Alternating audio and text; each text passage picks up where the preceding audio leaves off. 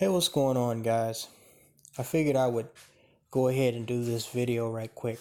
As you guys know, I worked on a video. I did a video about a week ago concerning the case. It was actually the first major swirl murder case that made national headlines back in 2008. And it was involving this Southern California couple, this former Iraq war veteran, John Needham, and this black girl who had been adopted into a white family, Jacqueline or Jackie Villa Gomez. And I basically discussed, the issues that led up to the circumstances that led up to her killing at his flat one night after a domestic disagreement between the two, and how he was able to exercise what you guys call his white privilege and get out on bail, even though he literally beat this girl to death with his bare hands. You could say it was a fight that got out of control, but still, and you know what I think of, the Negro Bedwench Collective, but still, when you viciously kill someone like that, you should not get any bail.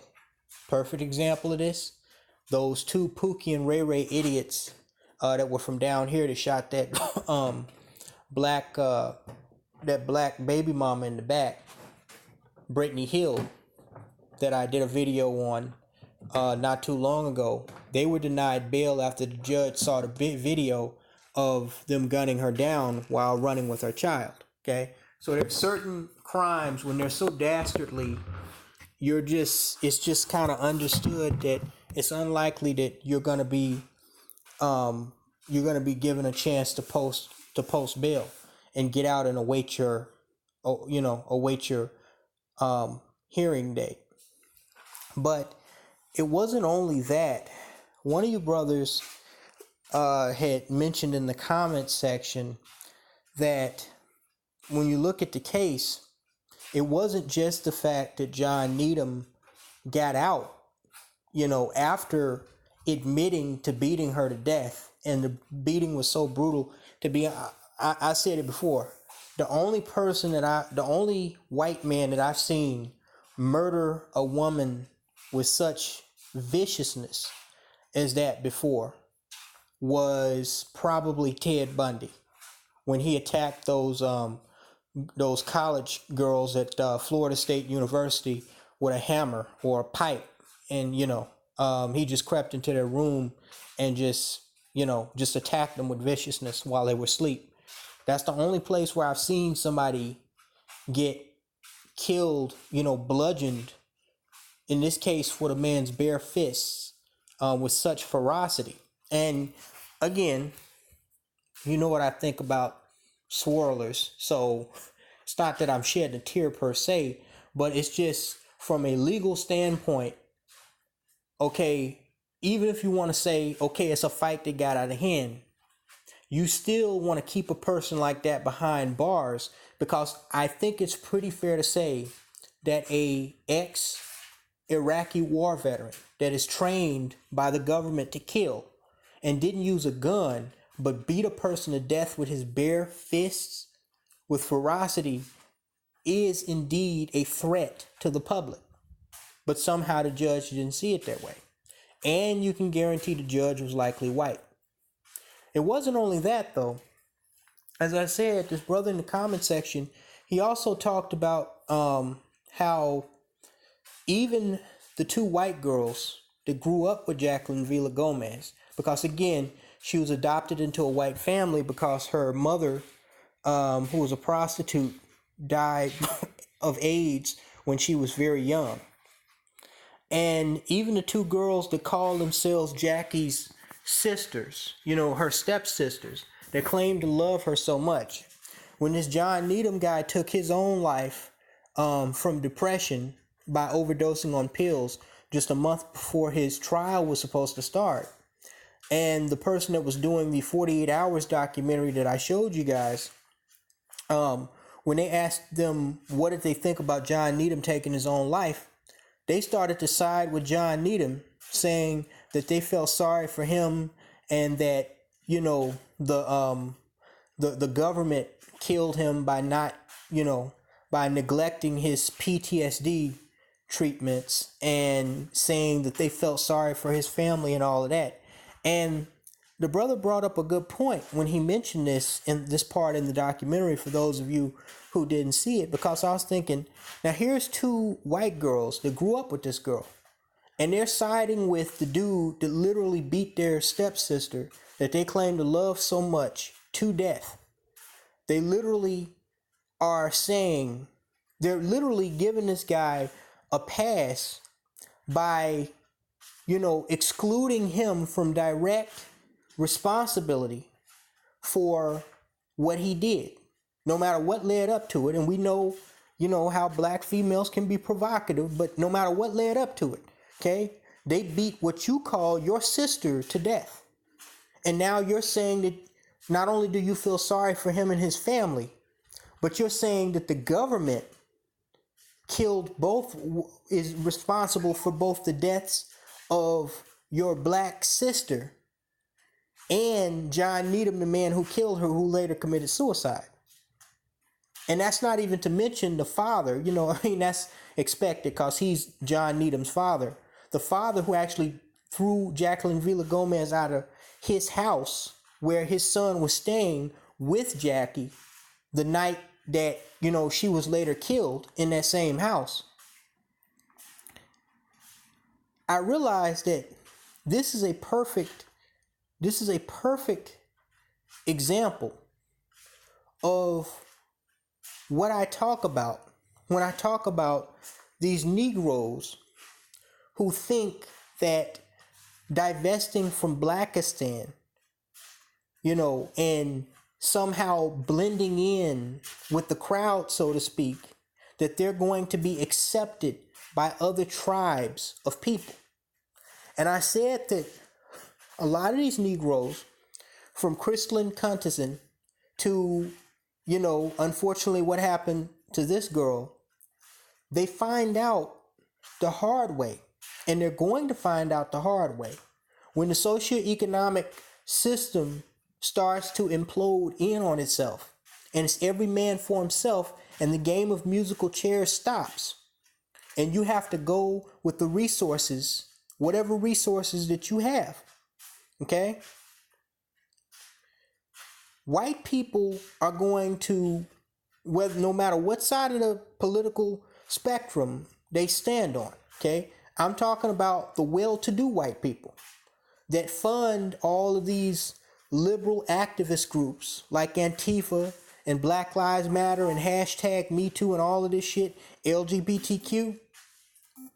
When shit hits the fan, okay, they're going to pack their bags up, go home, and lock the doors, close, and board up the windows, figuratively speaking. And it's going to be like that movie, The Purge. Whoever is left outside, you can go running and banging on the window to people, and you're going to find out people who you thought were your friends, okay? Who you thought was your white sister and your white brother. You're going to be real surprised how many of those motherfuckers, and I'm talking figuratively here, how many of them are actually going to move to save your ass before they save theirs. Because at the end of the day, even if it's on natural instinct, this is something that black people lack.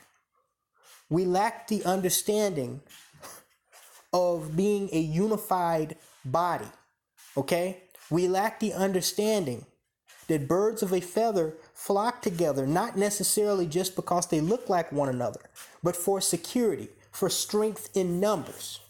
And when it comes to you against them, even those that call themselves your friends, call themselves your family, unless you're biracial or something, if you're not family, you're going to find out how much they're cool with you when the shit hits the fan.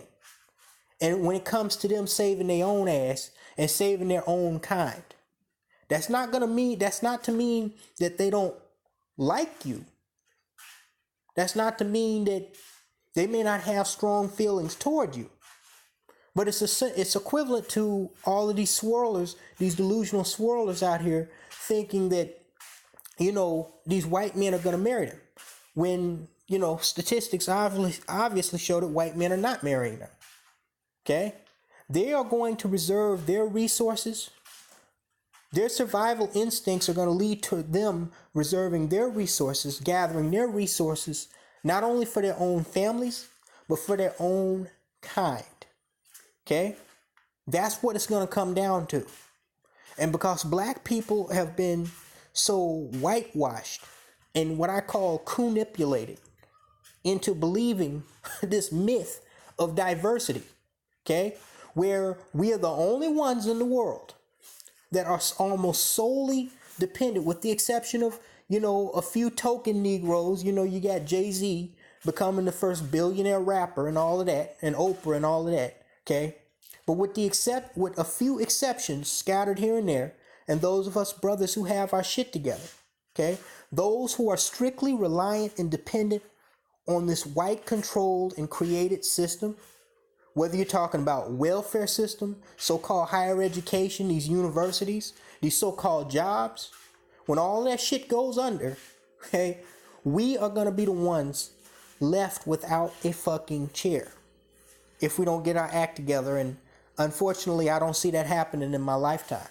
This is another reason why I have chosen to isolate myself completely from the black collective, even a lot of my family members, because I realize this victim mentality, this hold hands and sing kumbaya mentality, it's equivalent to that movie Get Out that was made, I think that was last year. Negroes are so white struck. You heard of starstruck there, so white struck and so manipulated by this myth. They cannot see how their how their ass is out in the open, just waiting for a wolf to come and chew it the fuck off. And that pack of different animals that they're with, when that wolf comes, they're going to scatter. They're not going to stand there to defend you. They're going to run to save their own ass. Okay?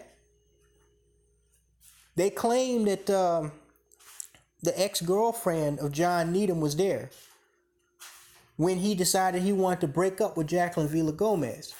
Her fatal mistake was thinking that she was as good as white folks. And in a way, I almost can't blame her, because she's not like these swirlers that come from a ghetto background or come from a black background and think they're just going to cross over to the side. She really didn't have much of a choice. That's who she was raised around. Okay? But she did not realize how vulnerable she was. Okay? And when itch came to scratch, even after he killed her, all the white people that were involved directly and indirectly in her life, including her little white girlfriends and her white sisters, they sided with each other. Not her. Because she was the anomaly, or as the Japanese, I believe it is, the Japanese say, she was the nail that stuck out. And as the Japanese say, the nail that sticks out gets hammered. Keep that in mind, swirlers. Both male and female. Yeah, I'm talking about you niggas too. Talk to you later, guys.